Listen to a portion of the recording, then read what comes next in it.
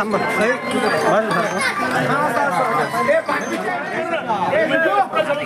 Gap मध्ये थोडासा gap चल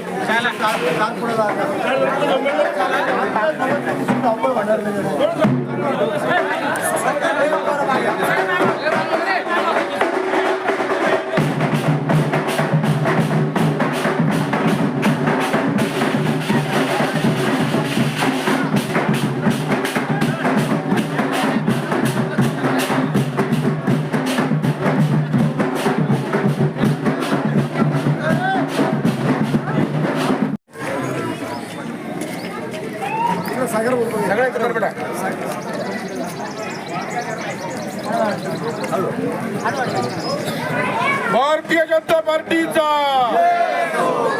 जनता पार्टीचा राजू वानखेडे तुम आगे बढ़ो।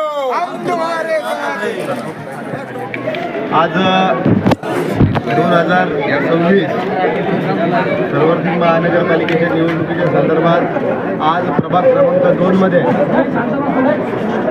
आज प्रचाराचा अधिकृत असा शुभारंभ करण्यात आला सिद्धिविनायक गणेश मंदिरापासून या नाक्यापासून।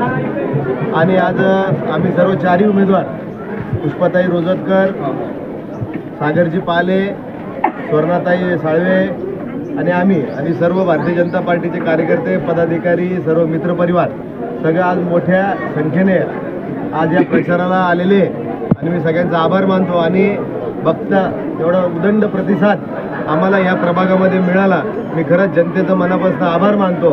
आणि जे कामं महाराष्ट्रामध्ये आणि जे कामं आम्ही या वॉर्डामध्ये गेले, प्रभागामध्ये गेले, आज त्याची पावती मिळताना आम्हाला दिसतंय।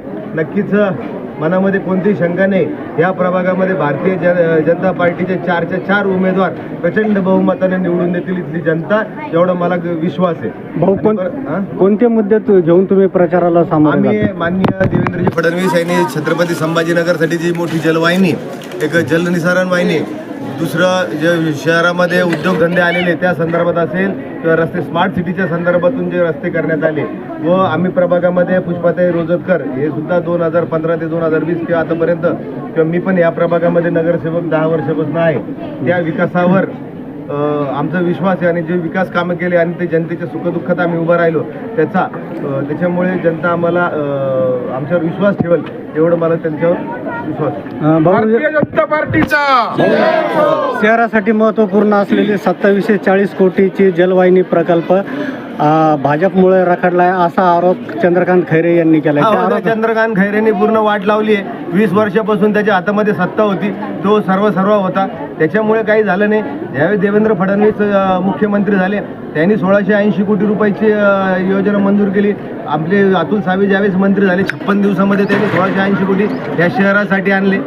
त्याच्यानंतर सरकारने कोणी दिलं, उलट महाविकास आघाडीच्या उलट हे पाणी 2 वर्षापूर्वी मिळायला पाहिजे होतं। महाविकास आघाडीचं सरकार 2.5 वर्ष होतं, त्या कारणामुळे 2.5 वर्षात हा प्रकल्प रखडला, म्हणून आज लेट पाणी झालं। आतापर्यंत दररोज पाणी मिळालं असतं। आणि काळजी करू नका, एकनाथ शिंदे त्यानंतर देवेंद्र फडणवीस ज्यावेळेस हे मुख्यमंत्री झाले त्यांनी प्रत्येक 2 महिन्याला बैठक घेऊन याचा पूर्ण प्रकल्प कसा पूर्णतः जाईल याची त्यांनी खबरदारी घेऊन त्यांनी जवळजवळ 99% हा कार्यक्रम प्रकल्प पूर्ण झालेला आहे। येणाऱ्या 1-2 महिन्यामध्ये प्रकल्प टेस्टिंगही चालू आहे, प्रकल्प पूर्ण होऊन जाईल आणि जनतेला येणाऱ्या उन्हाळ्यामध्ये कुठेही फिरता गरज पडणार नाही आणि सगळ्यांना मुबलक पाणी मिळेल, एवढा आम्हाला विश्वास आहे। या निमित्ताने मतदारांना काय आवाहन करणार तुम्ही? मतदारांना एवढंच आवाहन करेन, मतदार हा सुज्ञ आहे, त्यांनी केलेले विकास कामावर मतदान करावं, कोणत्याही भूल थापेला बळी पडायचं नाही।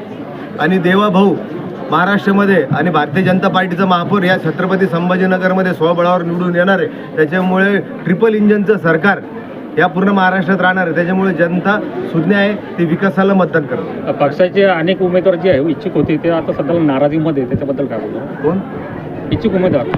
ठीक आहे, शेवटी कसं असतं, हा प्रभाग आहे, त्याच्यामध्ये 4 उमेदवार आहे, इच्छुक 20 जण असतात, कोणालाही 4 जणांना मिळणार आहे। प्रत्येक कार्यकर्ता महत्त्वाचा असतो, त्याच्यामुळे सगळ्यांना तिकीट आपण देऊ शकत नाही। तरी बी कोणी नाराज असेल तर त्यांची समजूत घालण्याचा आम्ही प्रयत्न करू। आणि मला असं वाटतं बंडखोरीचा आणि याच्यावर फरक पडणार नाही। आणि आजच्या ज्या रॅलीमुळे जो प्रतिसाद मिळतोय असं वाटतं की आम्ही भारतीय जनता पार्टी 4च उमेदवार आहे, आजूबाजूला कोणी प्रतिस्पर्धी आमच्या समोर दिसत